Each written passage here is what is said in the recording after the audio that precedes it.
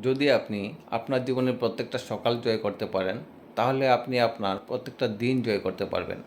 আর যদি আপনি প্রত্যেকটা দিন জয় করতে পারেন, তাহলে কিন্তু আপনি আপনার সেই লক্ষ্যে পৌঁছে যাবেন, যে লক্ষ্যে আপনি পৌঁছতে চান। ছোট্ট একটা গল্প বলছি, শুনুন। একজন লোক ছিল। লোকটার মধ্যে কাজ করার খুব ইচ্ছে ছিল, কিন্তু সে তার অলসতার কারণে তার প্রতিদিনের কাজগুলো করতে পারতো না।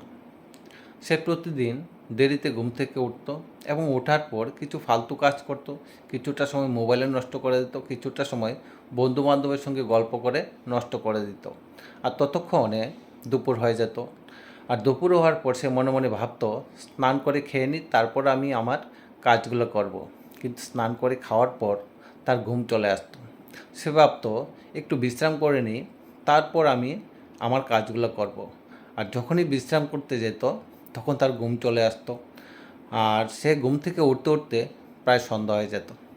আর তখন সে মনে মনে ভাবতো যে আমি আজকের দিনটাও নষ্ট করে দিলাম।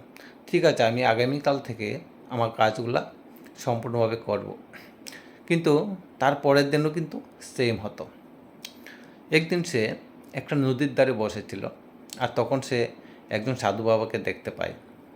আর তখন সে সাধু বাবার সামনে গিয়ে সাধু বাবাকে বলে, সাধু বাবা, আপনি প্রতিদিন ভোর 4টায় ঘুম থেকে ওঠেন, ওঠার পর আপনি যোগ করেন, তারপর আপনি আপনার শিষ্যদেরকে শিক্ষা দেন, তারপর আপনি নিজে রান্নাবান্না করেন এবং ভোজন করেন। আপনি এতটা কাজ একা কিভাবে করতে পারেন? তখন সাধু বাবা বলল, এই কাজটা তুমিও করতে পারবে, কিন্তু তার জন্য তোমাকে কিছু পরিবর্তন হতে হবে। তোমাকে প্রতিদিন ভোর 4টায় ঘুম থেকে উঠতে হবে এবং ওঠার পর তোমাকে কিছুটা যোগ করতে হবে।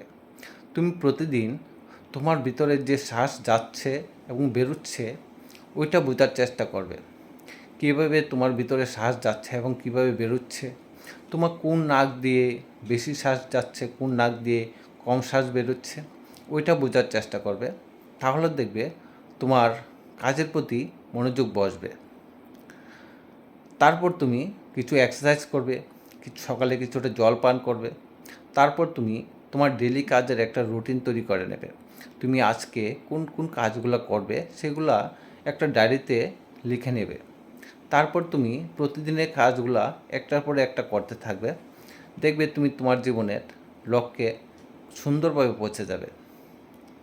আশা করি আমি কি বলতে চেয়েছি আপনারা বুঝতে পেরেছেন। ভিডিওটা যদি ভালো লাগে তাহলে একটা লাইক অবশ্যই করবেন।